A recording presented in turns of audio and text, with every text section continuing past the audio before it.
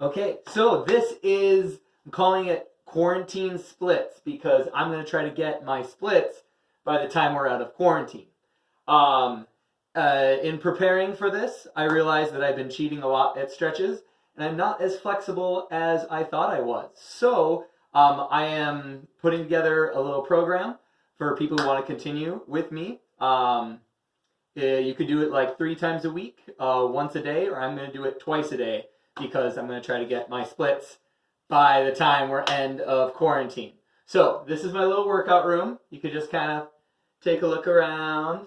Yas, pretty cool place. It's where I do a lot of stuff. But we are going to now start the journey of getting our splits together. There are much better stretching positions than what I'm doing now, but after experimenting with a lot, these are the ones that I can do correctly without cheating.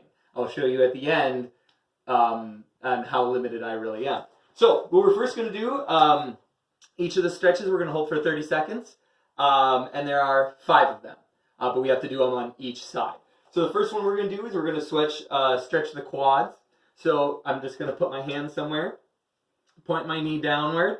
If you need to put your leg on a couch or something to make it work, I'm just going to do it for 30 seconds. I'm going to kind of judge the 30 seconds because I have a timer.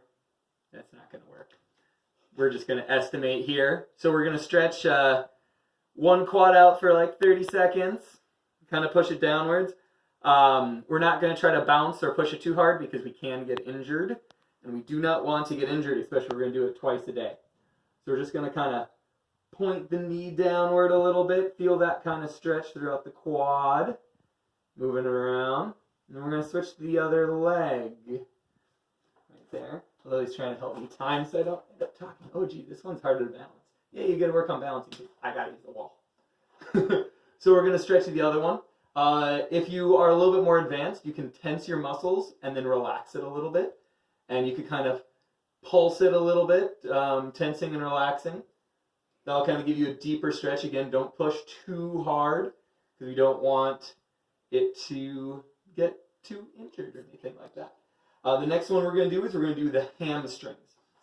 So what we're going to do is I'm going to place one leg out straight in front, and I'm going to kind of just lean forward. Again, keeping a nice and straight back, and I'm just going to kind of lean forward. I should feel it kind of in this part of my leg. Everyone is a little different depending on what is tense. My hamstrings are really tense, which is why I'm doing this stretch as opposed to many of the others. So again, just kind of slightly leaning forward with my body, stretching those muscles. Switch. Perfect. We're going to switch. I'm going to have Lily telling me to switch. When you stretch, you want to do a little warm-up. So I did a like 10, 15-minute warm-up. You could do a 5, which could be a walk. But you got to warm up your muscles before you stretch. You're going to want to do it after your workouts or after you've done some physical activity. See if you can move it around. Ooh, that feels good.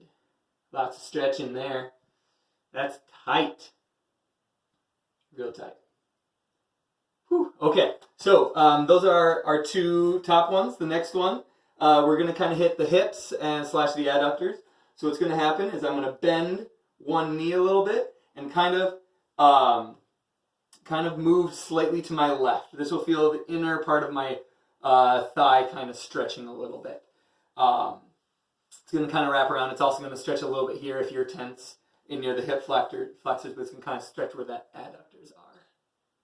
Switch. So I'm going to go through there, and then I'm going to hit the other one. So again, trying to add for that. One of the things you don't want to do is you don't want to do explosive stretching, which is like really pushing it, then releasing. You're just going to kind of do it lightly. This is tearing the muscles, so you don't want to actually get injured here. You just want to stretch it out. Yeah. Feels good. I'm really tight. Feels fantastic. Okay, then we're going to move on to the legs. These ones won't help you specifically in the splits, but they're very, very tight for me, so I'm including them. We're going to stretch the gastrocnemius. So what's going to happen is you're going to stretch the back leg now. You're going to lock your knee out and lean forward. All right? So again, heel on the ground and lean forward. Some of you may not be able to go too far, but we're going to just lean forward like that. Now create A little stretch off the back of the leg. This is the one that a lot of people do stretch, so this one's not too bad on me. The next one is going to be a little bit worse, so we're going to stretch that one out. Again, about 30 seconds for each. I don't have a timer because I didn't start my watch, so couldn't do that. And then we're going to move on to the next one. Again, this is the leg we're focusing on. Straighten this one out. Keep the back heel on the ground as we stretch that leg. Again, you should feel it kind of in the upper part of the calf muscle. Then we're going to move on to the one that a lot of people don't stretch, the soleus. So I'm going to move on now. What we're going to do is we're actually going to keep that same position. This one's kind of hard, and sometimes it's hard to feel, is we're going to bend the knee. So getting to that same position, we're going to bend the knee to create a little bit lower stretch. This is the one that a lot of people get injured in. A lot of people don't stretch, is that lower part of that calf muscle. So again, just kind of bring that knee down a little bit, kind of stretch that lower part of the muscle. Yes. It burns. Nice, and move the other one. Again, you're starting out that straight, and then you just, starting from a straight position, you just bend that, and it feels like it migrates down the calf a little bit. So it gets to that kind of lower part of the calf. Again, there are better stretches for all of these. I just can't do them correctly yet. So we're going to stretch that last one. Alrighty, cool. So then we're going to kind of shake out, and that's it for now. Now, many of you may be asking, well, that's not a lot of stretching. So I'm going to show you what the stretches I want to do, at least one or two of them, and why I can't do them yet. So there's the normal ones where you like touch your toes and they're all exciting. And it's like, whoa, Ben could touch his toes. Oh, he's so flexible. And that's what I thought when I could do it. Because I was like, I'm great. I'm super flexible. But if you notice my back, my back's just caving. I'm not really actually doing that. So when I was working on this, I was like, well, I'll just keep a straight back. Well, crap. That's no joke. That's where I can stretch with a straight back. So I have to work on that quite a bit. That'll be my first goal, is can I touch my toes while keeping my back straight? Who knows? So let's see if there's anything I missed. I don't think so. Cool. So again, make sure we stretch after we warm up. So again, I warmed up. I didn't mention that at the beginning, but I warmed up for like 10 or 15 minutes. Loosened up all my muscles, got the blood flowing. Stretching is important for dancers, for goalies, for gymnasts.